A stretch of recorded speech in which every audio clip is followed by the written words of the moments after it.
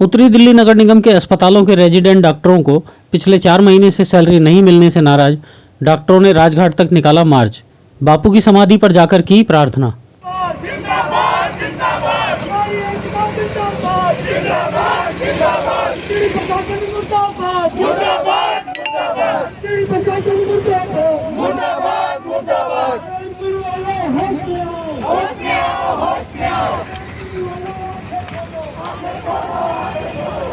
उत्तरी दिल्ली नगर निगम के अस्पतालों के रेजिडेंट डॉक्टरों ने 4 महीने से सैलरी नहीं मिलने से नाराज आज राजघाट तक पैदल मार्च निकाला और निगम के खिलाफ जमकर नारेबाजी की। बापू की समाधि पर जाकर प्रार्थना भी की ताकि निगम में बैठे लोगों तक उनकी आवाज पहुंच सके।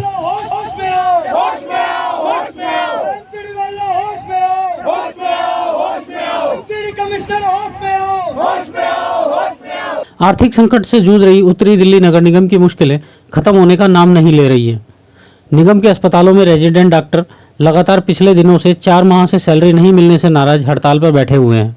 लेकिन आज निगम के अलग अलग अस्पतालों के रेजिडेंट डॉक्टरों ने सैलरी नहीं मिलने से नाराज होकर राजघाट तक मार्च निकाला और निगम के खिलाफ जमकर नारेबाजी की। रेजिडेंट डॉक्टरों का कहना है कि एक तरफ हमने अपनी जान जोखिम में डालकर कोरोना संक्रमण जैसी महामारी से जनता को बचाया है और हमें कोरोना वॉरियर्स की उपाधि से सम्मानित किया गया, लेकिन हमें पिछले 4 महीनों से सैलरी नहीं मिली है। ऐसे में हमारे लिए आर्थिक संकट खड़ा हो गया है। अगर निगम हमें सैलरी नहीं दे सकता तो निगम अपने अस्पतालों को दिल्ली सरकार को सौंप दे ताकि हमें सैलरी समय से मिल सके। पहला सवाल पूछिएगा। सर, पिछले 4 महीनों से लगातार आपको सैलरी नहीं मिली, लेकिन आज आप राजघाट पर आए बापू की समाधि पर, तो किस लिए आप लोग किस लिए आए आप लोग? बापू के दर पे इसीलिए आए हैं कि यहाँ सबसे बड़ा सवाल है कि देश आज़ाद हो गया। बापू ने देश को आज़ाद किया है। बापू से बात करने आए हैं। बापू को ये कहने आए हैं कि इस आज़ाद देश में जो सबसे सेकंड गॉड माना जाता है डॉक्टर्स को, उसकी सैलरी नहीं दी जा रही है और इसी सैलरी नहीं देने की वजह से आज बापू को कहने आए हैं कि बापू के यहाँ पे आने का सबसे बड़ा मकसद है कि देश को संदेश जाएगा, देश की सरकार को संदेश जाएगा, देश की सरकार जो स्टेट गवर्नमेंट है, जो सेंट्रल गवर्नमेंट है, उसको संदेश जाएगा, देश के एमसीडी को संदेश जाएगा कि बापू के दरबार पे भी जाना पड़ा है। अब महात्मा गांधी के स्मारक पे जाकर के वहाँ जाकर के वहाँ जाकर के प्रणाम कर के और उनसे कहना है कि जल्द से जल्द सेंट्रल गवर्नमेंट हो, चाहे स्टेट गवर्नमेंट हो या एमसीडी हो, हमें उस चक्कर में न पड़ा है। हमें 4-5 महीने की सैलरी नहीं मिली है, वो जल्द से जल्द सैलरी दे। डॉक्टरों का कहना है कि आज हम बापू की समाधि तक इसलिए आए हैं ताकि हमारी आवाज़ सरकार के कानों तक पहुंचे और हम यहाँ प्रार्थना करेंगे ताकि सरकार तक हमारी आवाज़ पहुंच सके। सर, आज आप लोग राजघाट पे पैदल मार्च करके थे। आप लोग राजघाट आए हैं, तो राजघाट पे बापू की समाधि पे क्या?